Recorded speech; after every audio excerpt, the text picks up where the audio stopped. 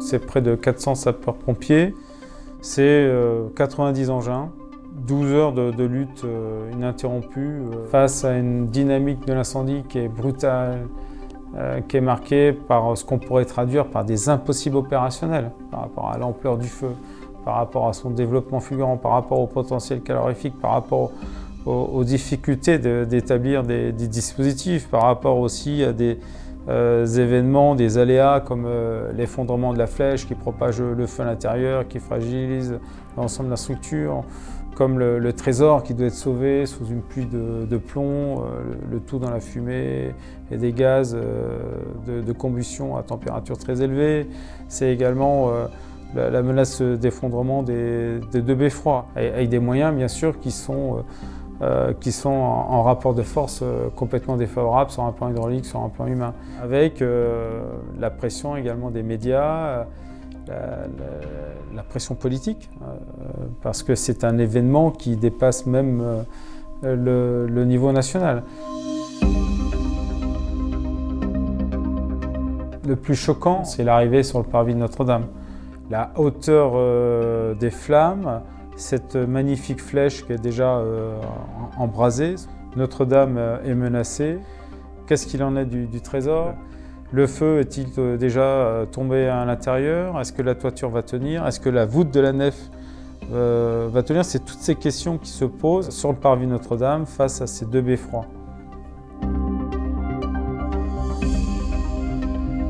L'engagement, c'est pas suffisant face à l'appréhension, face à la peur d'un élément incontrôlé qui se manifeste par une intense chaleur, par une fumée suffocante, par le risque de chute, et puis ensuite par la complexité de la zone d'engagement, parce qu'on est entre 60 et 80 mètres d'altitude lorsqu'il s'agit d'attaquer au plus près le foyer. Oui, il y a des doutes, oui, il y a une crainte aussi de l'échec, de la faillite dans la mission, mais finalement tout le monde se raccroche à cette confiance en l'autre. Ils vont risquer leur vie pour quelque chose qui les dépasse, parce que ça va très vite, hein. La séquence, elle est violente, elle est brutale, elle est ultra rapide.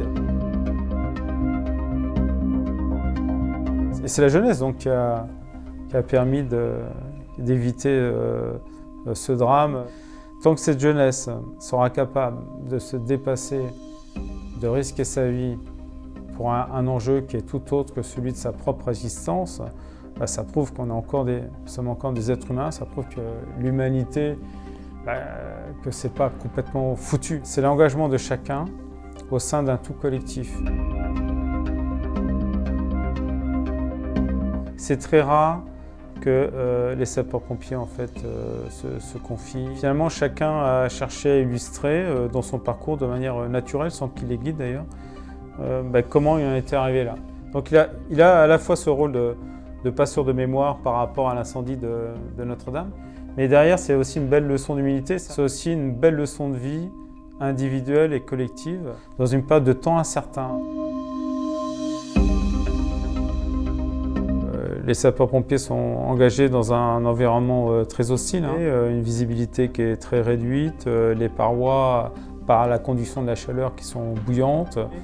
L'aspect des flammes, cette chaleur rayonnante qui fait suffoquer. Là, ce qui fait tenir, ce qui fait avancer, c'est ce qui fait respecter la mission. C'est d'abord la confiance en son équipier, c'est la confiance en son chef, dans le dialogue qu'il y a à la radio, la préparation aussi physique qui permet d'encaisser des fortes variations de température. Et puis au-delà de ça, les 12 mois précédents, il y a 4 sapeurs-pompiers de Paris qui sont morts dans l'accomplissement de leur mission.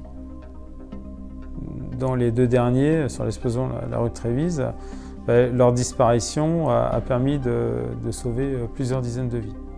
Donc on a des exemples forts dans le corps, au sein de la brigade, des plus jeunes qui nous ont précédés et qui sont morts dans l'accomplissement de cette mission. Ils sont morts en respectant cette devise, sauver ou périr. On se sent porté, la peur se transforme en appréhension, mais elle n'est pas paralysante. C'est ce qui décuple notre capacité d'intervention. Le jeune à 17 ou 18 ans ne se pose pas à la question du sens de son engagement. Il le trouve, je dirais même avec une maturité beaucoup plus importante que l'était ma jeunesse, par exemple. Ce que je dirais à un jeune de 17-18 ans, c'est si tu as envie de venir, vis ta vie et vis ta passion. Parce que finalement, ça fait partie de tes premières décisions d'une jeune vie d'adulte qui seront marquantes.